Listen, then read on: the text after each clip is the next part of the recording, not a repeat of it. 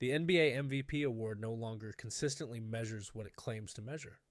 MVP is supposed to stand for most valuable player, not best storyline, not best stats plus vibes, not it's his turn. Yet year after year, those things matter more than actual value. The biggest issue starts with voter fatigue.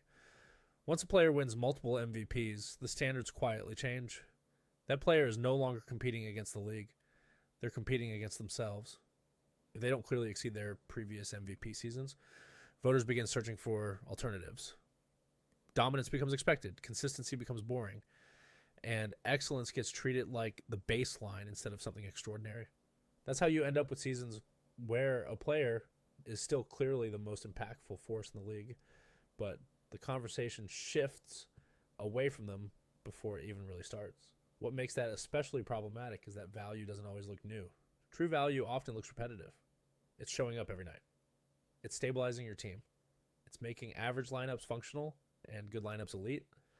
But MVP voting rewards novelty. If a player is great in a slightly different way than last year, that's exciting. If they're great in the exact same dominant way, it's dismissed as more of the same. That's not evaluation. That's boredom influencing judgment. Then there's the bigger contradiction. MVP rarely goes to the most valuable player anymore.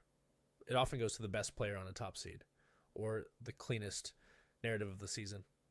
But value isn't just wins. It's dependency.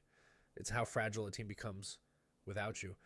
Some players elevate systems, others are the system. Those two things are not equal, yet MVP voting regularly treats them as interchangeable. A player who drives every possession, bends every defense, and dictates every decision on the floor is inherently more valuable than someone operating inside a perfectly optimized environment, even if the second player has a prettier record. But because record is easy to point to, it becomes, I choose the shortcut. And shortcuts are how awards lose meaning. Narratives make the problem worse. He hasn't won one yet. It's his turn. We can't give it to the same guy again.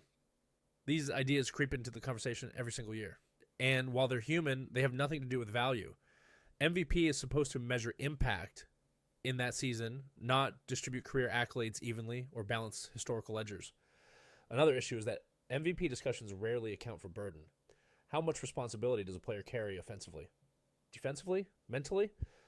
Some stars can afford off nights because their teams are deep and structured. Others cannot. Some players can coast for stretches. Others are asked to solve every problem their team encounters.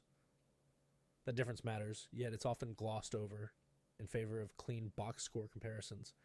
The media environment doesn't help either. MVP has become a daily content cycle instead of a season-long evaluation. Rankings change week to week. Hot takes matter more than context. And once a narrative catches momentum, it's almost impossible to reverse, even if the on-court reality changes. The award becomes about maintaining a storyline rather than reassessing value, honestly.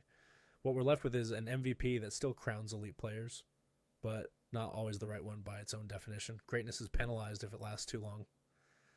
Dominance is dismissed if it's too consistent. And value is often confused with convenience. The MVP award isn't meaningless, but it's flawed.